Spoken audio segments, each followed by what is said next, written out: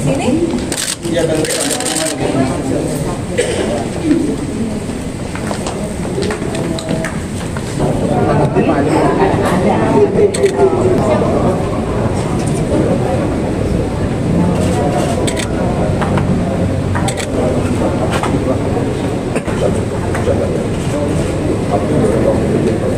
ini penerimaannya, tanda terima. ada sini deh. Bisa. Sudah? Belum. Itu laporannya, ini penerimaannya, bukti laporan ini diterima oleh Komisi Yudisial dengan nomor 556/7 Romawi /2024/1 Romawi. Sudah. Dulu teh. Oke tuh.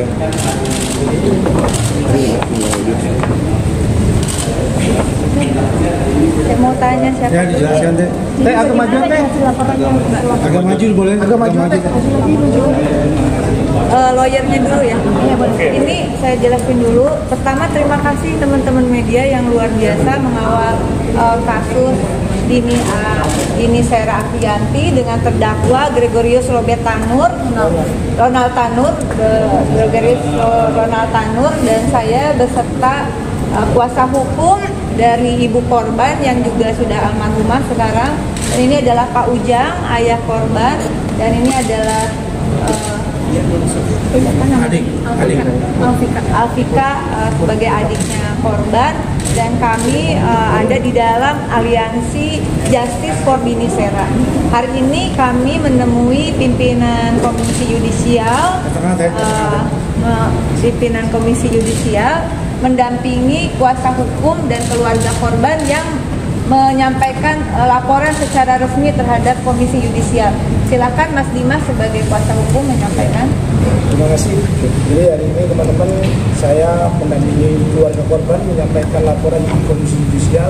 Alhamdulillah atas perhatian dari Ibu Rike Diah Pitaloka, kami bisa bertemu dengan pimpinan Komisi Yudisial menyampaikan laporan kami atas putusan dari 3 majelis hakim di Pengadilan Negeri Surabaya.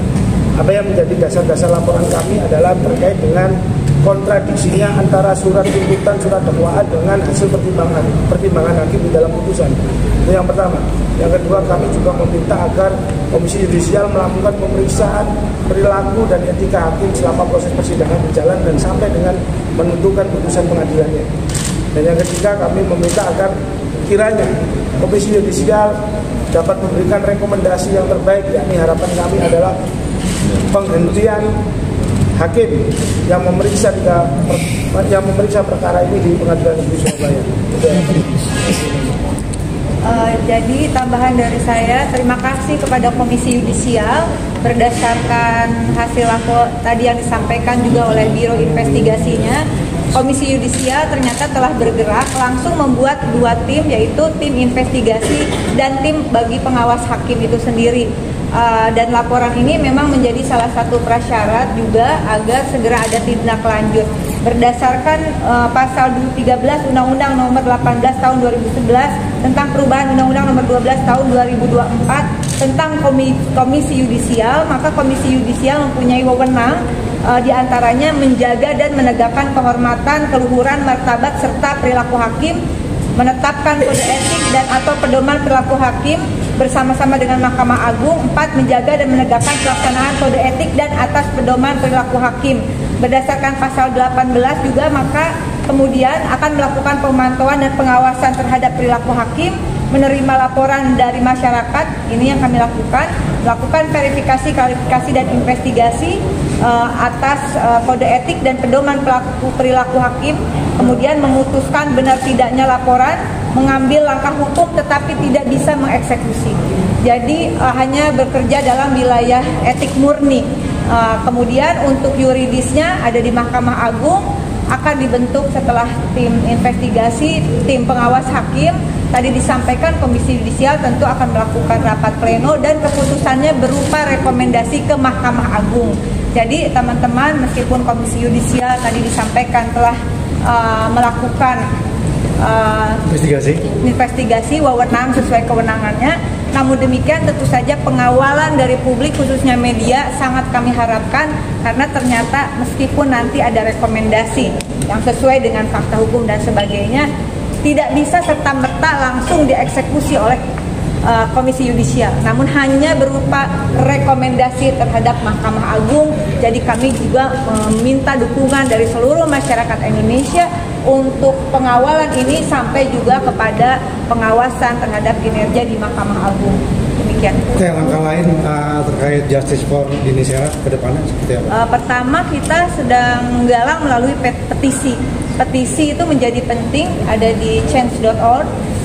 Justice for Indonesia, hashtagnya mohon dibantu juga, karena ini akan teman-teman tentu kita berpikir kok bisa ya kasus seperti ini, yang kenapa tidak kasus-kasus lain. Kasus ini menurut saya dan juga teman-teman yang bergabung dalam aliansi ini keputusan bukan hanya tindakan pelaku yang ekstrim, tapi keputusan majelis hakim terindikasi kuat juga ekstrim, mengandung kekerasan ekstrim, dengan diduga mengabaikan bukti CCTV, diduga mengabaikan visum dari Rumah Sakit Sutomo yang Sutomo Surabaya, yang jelas-jelas dari hasil visumnya mengatakan bahwa ada luka majemuk lah kurang lebih ya di tubuh korban. Jadi tentu saja asas praduga tidak bersalah itu menjadi penting, baik bagi KY maupun kita semua. Namun penegakan hukum ini yang terutama adalah memenuhi rasa keadilan, terutama rasa keadilan korban begitu. Di sini ada Pak Ujang, di sini ada adiknya. Pak Ujang mungkin ingin menyampaikan sesuatu. Harapannya Pak Ujang dengan laporan ini, Pak? Harapan bahwa biar yang namanya hukum ditegakkan aja seadil-adilnya. Nggak masuk di akal buat bapak ini, orang bodoh bapak juga ya, apalagi orang-orang pintar ya. Kalau orang bodoh juga nggak masuk di akal tuh. 12 tahun bebas, sekarang divonis bebas, ada apa-apaan tuh hakim begitu. Pak Ujang pernah diancam nggak Pak Ujang sama keluarga terdakwa? Nggak ada. Pernah ada obrolan sebelumnya nggak? Nggak ada. Atau bocoran ini bakal bebas? Enggak sih, untuk sampai saat ini ada upaya pramediasi dari terdakwa sebelumnya nggak? Minta damai ada. Jadi, datang ke keluarga. Jadi ini teman-teman, waktu itu pernah kita diminta damai, tapi dengan syarat kita harus membuat sebuah laporan perdamaian, mencabut perkara dan menganggap ini sebagai kecelakaan. Sehingga pada saat itu saya sudah membuat sebuah video yang menyatakan bahwasanya kita menolak untuk perdamaian seperti itu, karena itu sangat tidak bermoral dan sangat tidak memanusiakan manusia. Karena apa? Dia sebagai keluarga seorang pejabat seharusnya memiliki hati nurani, menyampaikan permohonan maaf itu secara tulus dengan tanpa syarat-syarat. Kapan tepatnya itu Pak? Itu pada saat pemeriksaan perkara ini masih di tingkat penyidikan di Polrestabes Surabaya.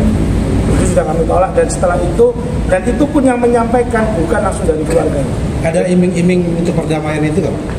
Tentunya ada janji-janji, tapi kami tidak menghiraukan itu karena kami meminta permintaan maaf yang tulus, bukan bentuknya seperti itu. Pernah jemputin nominalnya berapa Pak? Tidak. Ya. Tapi menjanjikan akan diberikan. Iya. Ya. Dan perlu kami sampaikan, teman-teman, seperti yang disampaikan oleh Ibu Rike Diapitaloka tadi, bahwasanya Komisi Yudisial ini hanya memberikan rekomendasi, maka selanjutnya seperti yang sudah saya sampaikan, saya juga akan melaporkan hakim tersebut kepada Badan Pengawasan Mahkamah Agung. Nanti kita bisa nilai bersama-sama hasil rekomendasi Komisi Yudisial dan hasil dari Badan Pengawasan itu berbeda atau sama. Ya. Sehingga kita minta hasilnya adalah memberikan keadilan dan memberikan sanksi yang seberat-beratnya kepada hakim ini, sehingga keadilan yang ada di Republik Indonesia, hakim-hakim yang ada di Republik Indonesia lebih berhati-hati, dan keadilan di Indonesia bagi rakyat kecil seperti ini bisa diwujudkan. Pengajuan ke Mahkamah Agungnya kapan?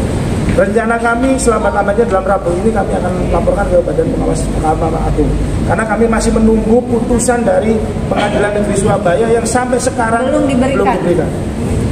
Belum. Termasuk barang-barang dari korban pun kami juga belum diberikan. Sementara kita ketahui, saya juga mendapatkan sebuah informasi dari beberapa teman-teman yang ada di lapangan bahwasanya tersangka pasca bebas ini ada perencanaan untuk pergi ke luar negeri. Tentu ini sangat menyakitkan bagi kami keluarga korban. Kita tahu dampak dari putusan ini, orang-orang lemah ini masih berjuang, memperjuangkan keadilannya. Sementara tersangka yang dibebaskan sudah berniat untuk keluar negeri.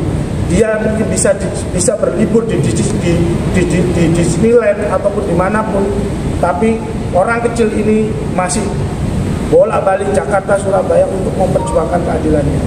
Bang, ini kan berarti sebentar, jadi apa yang disampaikan kuasa hukum ini menjadi penting. Oleh karena itu dalam kesempatan ini sekaligus kami mendesak agar terdakwa meskipun sudah ada putusan dari Majelis Hakim PN Surabaya, namun melihat perkembangan seperti ini agar institusi yang berwenang melakukan pencekalan terhadap Gregorius Ronald Tanur untuk tidak pergi ke luar negeri. Nah ini kan vonisnya kan memang nekat dan terkesan nggak masuk akal. Apakah ada dugaan intervensi dari sang bapak yang memang mantan anggota DPR atau ada